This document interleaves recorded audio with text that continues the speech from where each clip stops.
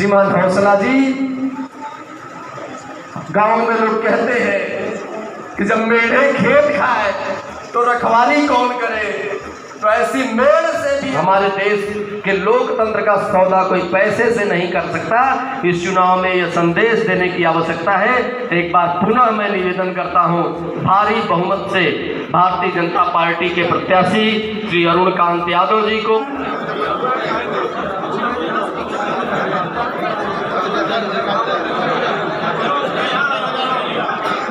अपने बीच में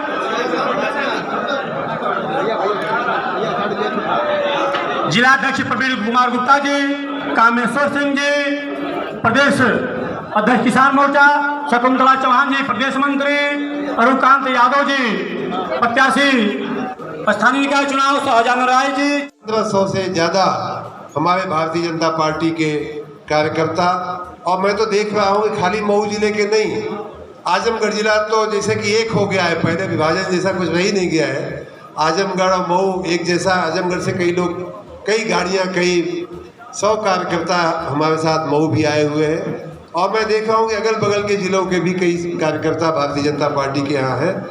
आप सब ने मिलकर के अभी अभी विधानसभा चुनाव में जो आपने भारतीय जनता पार्टी को प्रचंड विजय दिलाया है, उन सब उसके लिए आप सबको बहुत बहुत साधुवाद, बहुत बहुत अभिनंदन।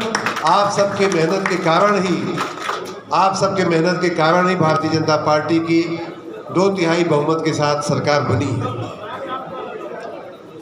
मित्रों, मैं जब माननीय रामविलास जी को शायद याद होगा, वो भी एक कार्यक्रम में थे, और अन्य हमारे जो यहाँ उपस्थित कुछ कार्यकर्तागण हैं, तो मैं विधानसभा चुनाव में भी 2 दिन इधर आया था और मैंने उस समय एक बात कही थी। उस समय ये कहा था मैंने कि भाई देखिए, मऊ जिले में 4 सीटें हैं, आजमगढ़ जिले में जो सीटें हैं उनमें भी हम गए थे, और दोनों जगह मैंने ये बात कही थी कि देखिए, आप अगर भारतीय जनता पार्टी के विधायक को नहीं चुनेंगे तो भी भारतीय जनता पार्टी की सरकार बनने वाली है। मैंने कहा था, शायद कुछ लोगों को याद होगा, और हुआ वही। आपने मऊ में से खाली एक जिताया, माननीय रामविलास चौहान जी को, आजमगढ़ में से एक भी नहीं जिताया, अगल बगल के जिलों में भी वही स्थिति। फिर भी भारतीय जनता पार्टी की सरकार बनी है ना। उसी प्रकार अगर आप अरुण कांत, अबे अंतिम अवसर है, और मैं चूंकि आपके घर का हूँ, आपका भाई हूँ, आपका बेटा हूँ, आपके चरणों में बैठ करके आपसे प्रार्थना करते हुए बात कर रहा हूँ, अगर आप अरुण कांत को नहीं जिताएंगे तो भी विधान परिषद में पूर्ण बहुमत आने वाला है। ये बात लिख के रखिए। जिन 36 सीटों पे चुनाव होना था, उसमें से 9 सीट तो भारतीय जनता पार्टी जीत ही चुकी है, निर्विरोध हो गए हैं कई जगह, ज़्यादातर। बाकी सीटों में भी बहुत बड़ी आशा है कि हम ज़्यादातर सीटों में जीतेंगे, लगभग सभी सीटें जीतेंगे। इसलिए आपका और हमारा कर्तव्य है, बुद्धिमानी इस बात में है कि आप चलती हुई गाड़ी में बैठो भैया, बंद गाड़ी में काहे को बैठने वाले हो। अगर आप इनको जिताओगे तो अब पता नहीं, इनका एक कुछ ऐसा इनका कुदरती इनका संजोग है। देखिए कि 17 से 22 में भी मेरे ख्याल से पहले ही एक बार तो विधायक थे भारतीय जनता पार्टी के आजमगढ़ से, और अब भी अगर ये जीतेंगे तो भारतीय जनता पार्टी के आजमगढ़ जिले से एकमात्र प्रतिनिधि होंगे। और जब ये प्रतिनिधि होंगे, भारतीय जनता पार्टी की सरकार होगी, तो आप सोच सकते हैं कि आपका कितना सम्मान बढ़ेगा। आपकी बात, आप एक फोन करोगे इनको लखनऊ में कि भैया इस विभाग का काम रुका हुआ है, शिक्षा विभाग वाले हमारे साथ अन्याय कर रहे हैं, बिजली विभाग वाले हमारे साथ अन्याय कर रहे हैं, और अरुण कांत जी उठ के और तुरंत मंत्री के पास जाएंगे, तुरंत सचिव के पास जाएंगे।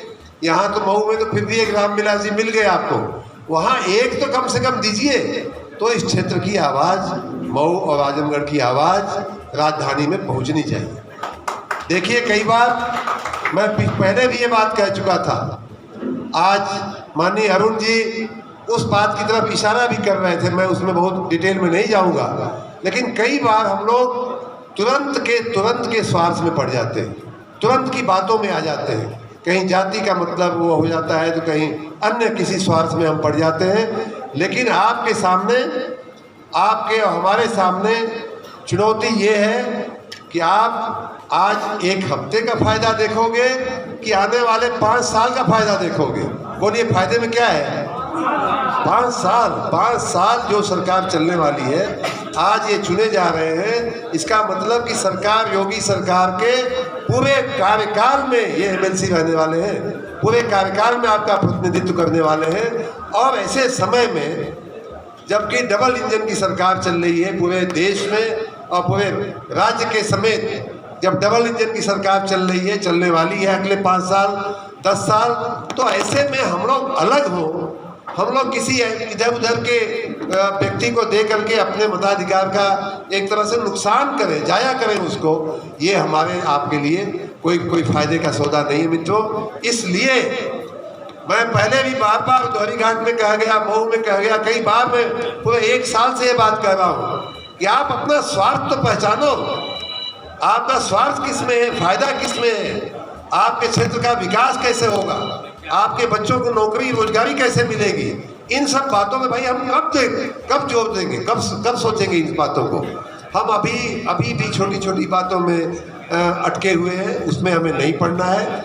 हमें लंबे समय का, 5 साल का, मान लीजिए किसी गांव में प्रधान जी को, महिला प्रधान जी को कोई स्कूल बनवाना है, कोई अस्पताल बनवाना है, कोई दवाखाना बनाना है, कोई रोड रास्ता की रिपेयरिंग करानी है, कौन पूछेगा भाई? एक इंडिपेंडेंट आप जिता भी दोगे तो क्या मिल जाएगा आपको, क्या मिलेगा आपको, ये बताइए हमको। इसलिए मित्रों, आप तुरंत के स्वार्थ में न पड़िए।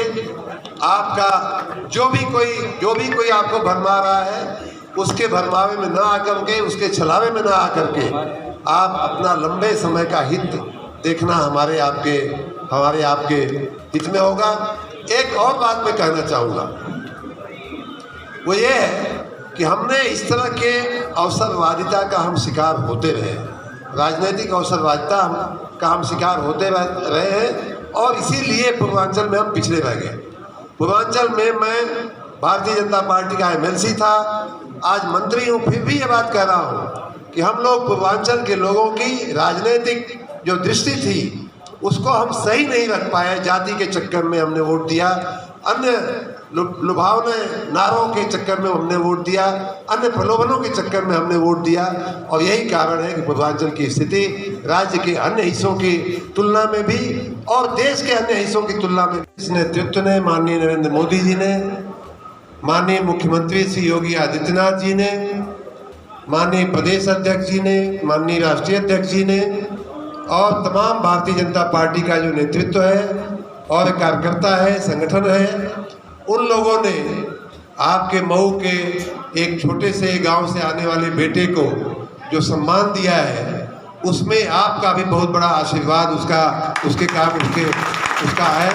और इसलिए मैं आप सबके चरणों में बार बार प्रणाम करता हूं, बार बार नमन करता हूं, और आपसे आगे के लिए भी फिर से मैं अपने दायित्वों का अच्छे से निर्वाह कर सकूं, मैं अपना काम अच्छे से कर सकूं और मऊ जिले का विकास कर सकूं, आपकी जो उम्मीदें हैं उनको पूरा कर सकूं, और आप हमारे बड़े हैं, आप हमारे भाई हैं, बुजुर्ग हैं, माँ हैं, बहन हैं, आप सबकी आशाओं के अनुरूप मैं कार्य कर सकूं। इसलिए मैं आपका आशीर्वाद भी मांगता हूं।